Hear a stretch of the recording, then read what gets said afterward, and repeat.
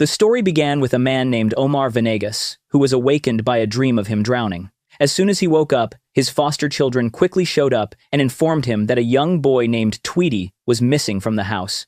Upon hearing that, Omar rushed out immediately to search for him, and after hours of wandering through the city, he finally found the boy and brought him back home. However, because they had to walk the entire way, they did not arrive back at the orphanage until the crack of dawn.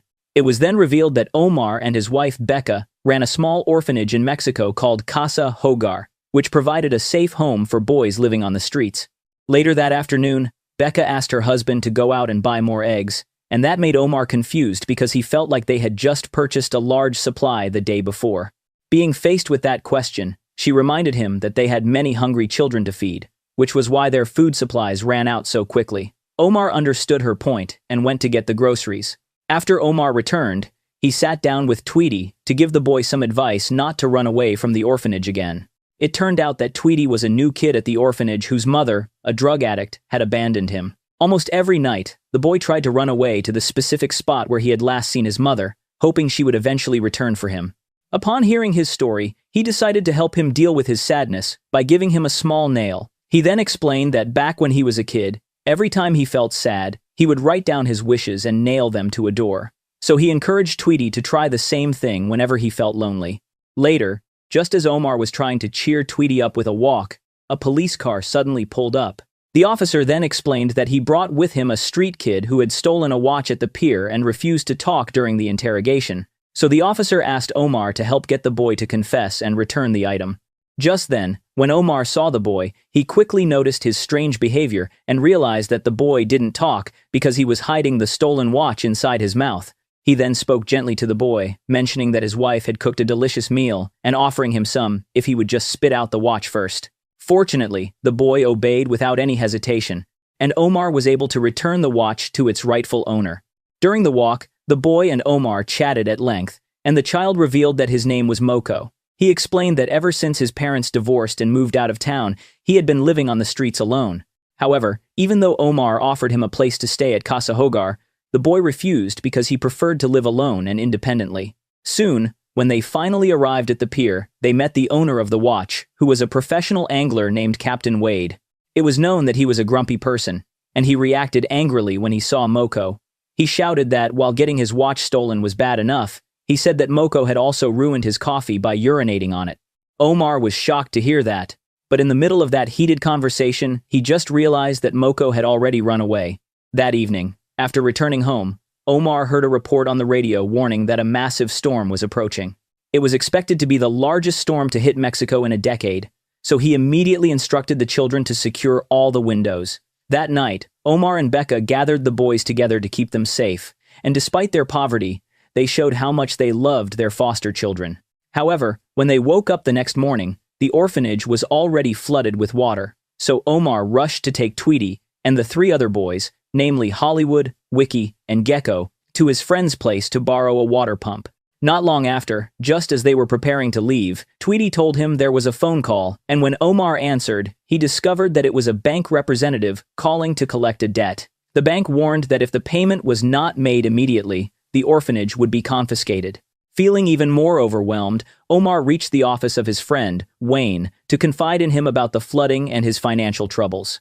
It was revealed that Wayne was the organizer of the world's largest fishing tournament and had always been a generous donor to the orphanage, explaining why Omar decided to come to them.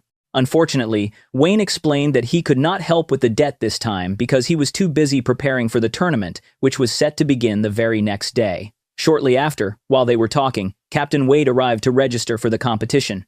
However, because he was an American citizen, Wayne explained that he had made new rules for this year's competition. He said that foreigners were required to pay a registration fee, while Mexican citizens could enter for free. Wade was incredibly annoyed when he heard that because he had lived in Mexico for over 20 years and had even won the same tournament twice in a row. Not wanting to cause a commotion, Wayne invited Wade into his office to talk. Once the captain calmed down, he finally admitted that he actually had no money to pay the fee. Upon hearing that, Wayne then came up with an idea. He told Wade that if he still wanted to enter the tournament for free, he had to partner with Mexican citizens. He then suggested forming a team with the boys from Casa Hogar, which left the captain speechless. After Omar returned to the orphanage, Tweety asked for his help nailing his letter of hope to the door. Then, just as they finished, Wade suddenly arrived at the house, and without wasting any time, he told Omar that they would be joining the tournament together. He also added that only the older boys could participate and promised that if they won, the prize money would be split in half. But before Omar could even respond, the captain walked away. At that moment, Tweety began screaming with joy, believing that his prayer had been answered, as his letter had been about a fishing tournament. Omar was shocked upon learning about the coincidence and wondered how it was possible. The next morning at the dock, Omar registered his team under the name Casa Hogar. Just then, he suddenly spotted Moko and invited him to join the tournament with them, promising that it would be fun to catch a big marlin together. A few minutes later, as the team was getting ready, Moko suddenly appeared and tried to join. It seemed like he was trying to hide because it turned out that he had been caught stealing and was currently being chased by the police. Wade, who was still annoyed by Moko's actions the other day, tried to chase the boy away, but after Omar constantly asked him to let the boy stay, he finally complied. Along with Wade, Omar, Moko, and the orphanage boys, they were also joined by a local assistant named Chato, and he often helped Wade. Soon, the massive tournament finally began, and there were hundreds of teams from all over the world competing against each other. Long story short, while they were out in the middle of the sea, Moko began playing around with Wade's lucky bait, and this made the captain very angry. Then, after the bait was cast into the water, Omar took the opportunity to speak with Wade privately. Turned out, he had found out that Wade only accepted them to join to avoid the registration fee, and while he did not mind it, he asked the captain to be kinder to the boys. He explained that, unlike the two of them, who were adults, the children viewed this tournament as a rare chance for vacation. Omar pleaded with him to understand that these kids never had any entertainment and that constant scolding would only make them sad. Upon hearing these words, Wade felt guilty and finally softened his tone. He then told the boys that if a fish took the bait, they could help pull the rods in, but he specified that only the child he pointed to should step forward. After saying that, he suddenly chose Moko, but this caused Hollywood to protest out of jealousy. Being faced with the boys' complaint, Wade then explained that fishing was not as easy as just pulling the reel, but required careful calculation, so he chose the boy with the larger build for the first day. Thankfully, the children eventually understood. Hours passed while they waited for the fish to eat the bait, and soon, Omar began to grow bored. So he went to Moko and asked him about his parents. Unfortunately, Moko didn't say a word, so Omar decided to open up about his own past first to make him feel more comfortable.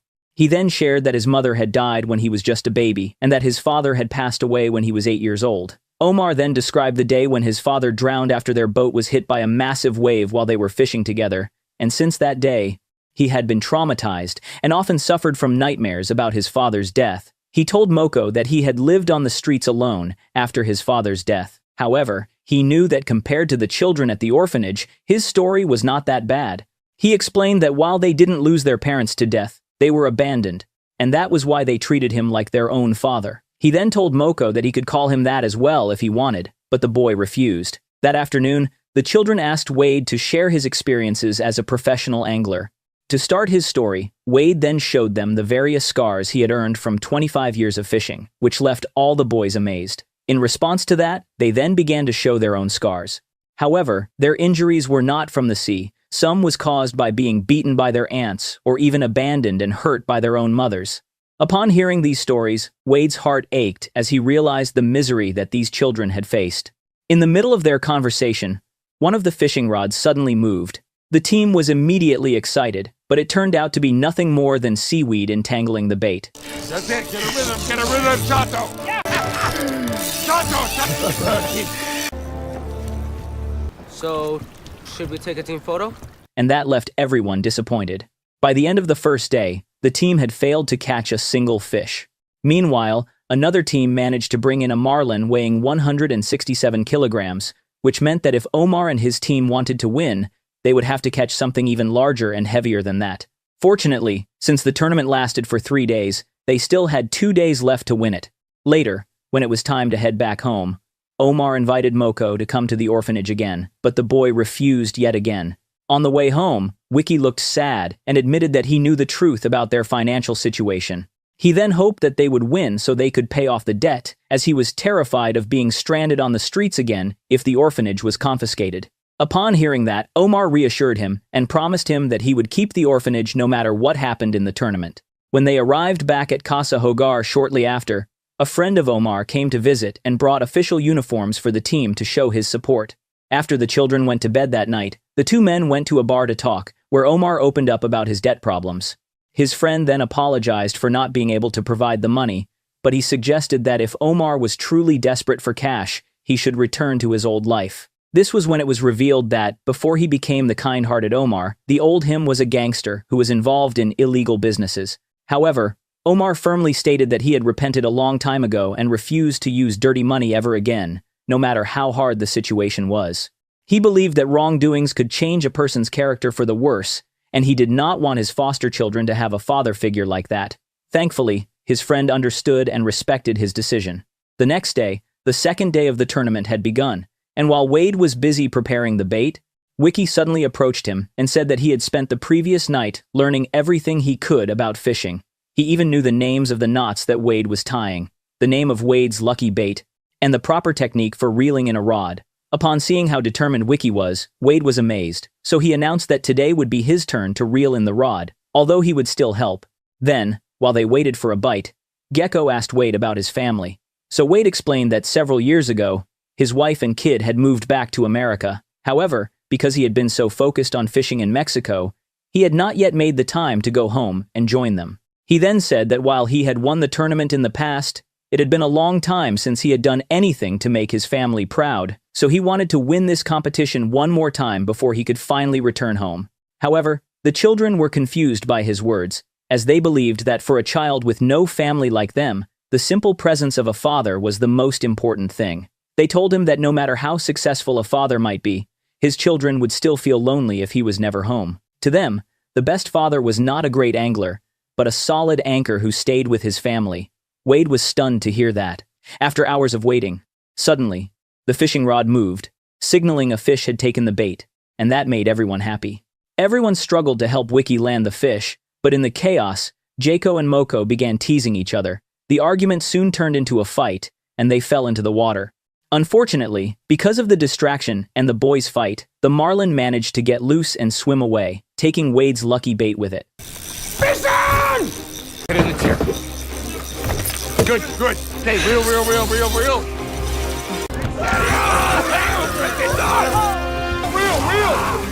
Come on up, please. That's it. You're doing good. Wait! Ahora, capitán!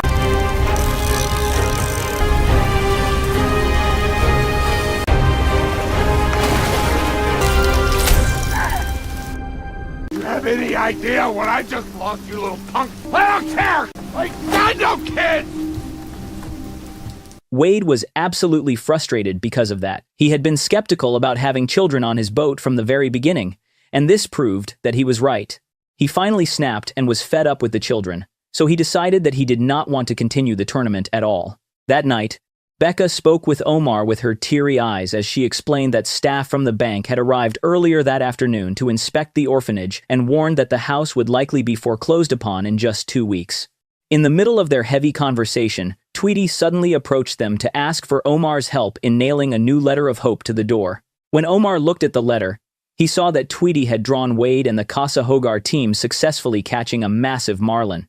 However, Omar felt bad because he did not know how to tell him that Wade had already decided to quit the tournament. Determined to save their home, Omar eventually decided to visit Wade on his boat that very night. He tried his best to persuade him to continue the competition the following day, but Wade was still deeply disappointed by the incident earlier. So, knowing that there was no other way to convince the captain, Omar finally admitted the truth. He explained that if they won, he would use the money to pay his debt to the bank, knowing that the prize money would be the only thing that could save the orphanage and keep the children off the streets. Unfortunately, no matter how hard he pleaded, Wade remained firm, arguing that fishing with the kids was a waste of time. Moreover, his lucky bait was also gone, and he claimed that, based on his experience, getting a marlin to eat the bait only happened once. Upon hearing that, Omar finally gave up, but before leaving, he showed Wade the drawing that Tweety had made. Are you using this tournament to save your orphanage? It's over. We'd never had a chance. One of the younger boys made this for you. Early the next morning, Omar was woken up by a call from Wade, who told him to come outside immediately. When he stepped out, the captain suddenly showed him a large marlin that he had just purchased from a local fisherman he knew. He then explained that they would continue the tournament, but with a different strategy, as he planned to hide the fish under the boat so the committee would not find it, and then they would secretly attach it to a hook to make it look like they had just caught it. He said that they must not let the children find out the truth, claiming it was just a way to make them happy.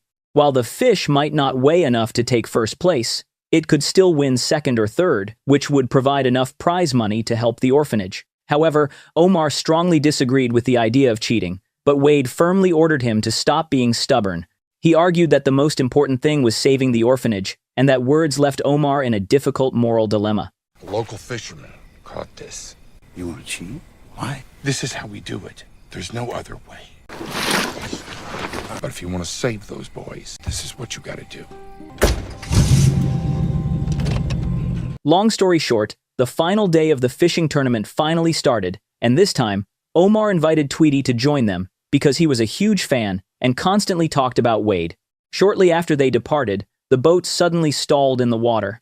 That made Wade panic, as he was afraid that the committee would come to inspect his boat and discover the fish hidden underneath. Sure enough, when the committee saw the boat stopped, they quickly approached to offer assistance. Fortunately, just before they got close enough to see anything suspicious, the engine suddenly started again, and thankfully, they managed to avoid getting caught. Not long after, once they reached a safe distance from the dock, Chato invited the children to eat at the front of the boat to keep them distracted. Meanwhile, at the back of the boat, Wade told Omar it was time to attach the marlin they had prepared to the fishing hook. Unfortunately, when Wade was busy monitoring for any passing boats, Omar accidentally pricked his finger on the small nail of hope he had given to Tweety before, and that made him realize that no matter how desperate his financial problems were, cheating was wrong. He felt that perhaps he was no longer like the children who believed in miracles because, to adults, such things seemed impossible. However, he decided that it was better to let God's plan do as it should, rather than cheat their way to victory. In that moment, he decided to do the right thing. He decided to surrender to God's plan and threw the marlin into the water. Meanwhile, when he heard the splash, Wade quickly returned. He was furious and wanted to scream at Omar for what he had done, but because Moko suddenly appeared, he was forced to remain silent and swallow his anger. In the end, with their secret plan gone, the team could only wait and hope for a true miracle. As the hours passed without a single bite, Omar began to lose hope. He then stood up and thanked Wade for trying to help them, while expressing that he was happy because Wade had let the children experience the joy of being at sea, even though they might not be able to win. He then apologized to the children, especially Tweety, because things weren't as they had expected. He explained that sometimes hopes were not realized and that results could sometimes betray the efforts. He also reminded them that no matter what happened to the orphanage in the future, they would always remain a family.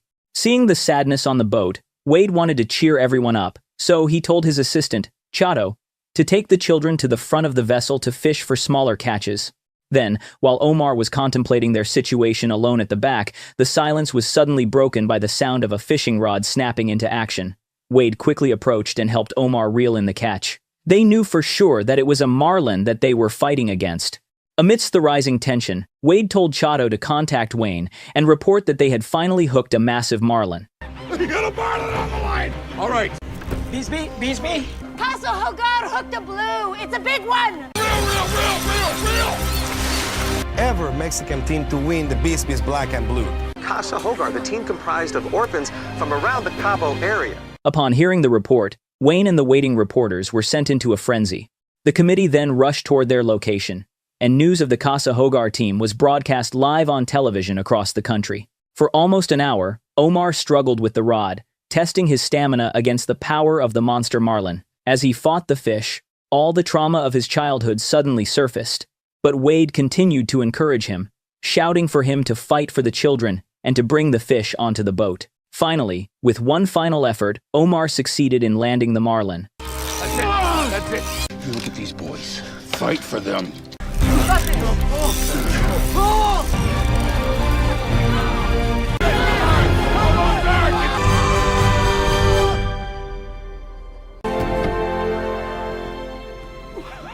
Upon weighing the fish, Casa Hogar managed to catch a monster marlin weighing 174 kilos, which left everyone in total amazement. Thanks to this incredible catch, they secured first place in the world's largest fishing tournament. In that moment, as the organizer, Wayne was especially proud because Omar was the first Mexican citizen to ever win the prestigious event.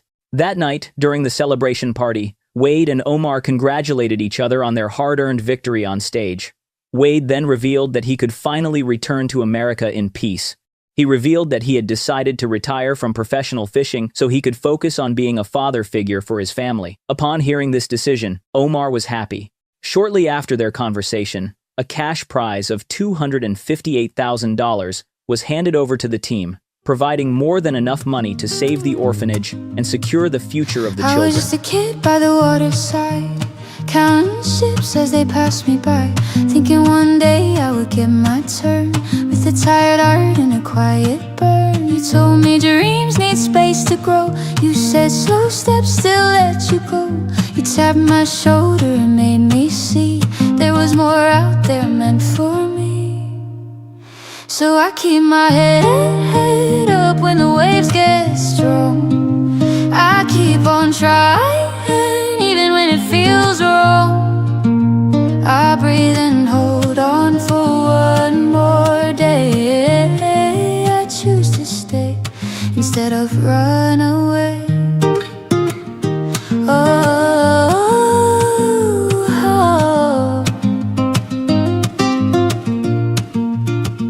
Shelter nights with hungry minds, kids searching for better signs. You show them how to trust the ride, how to find courage.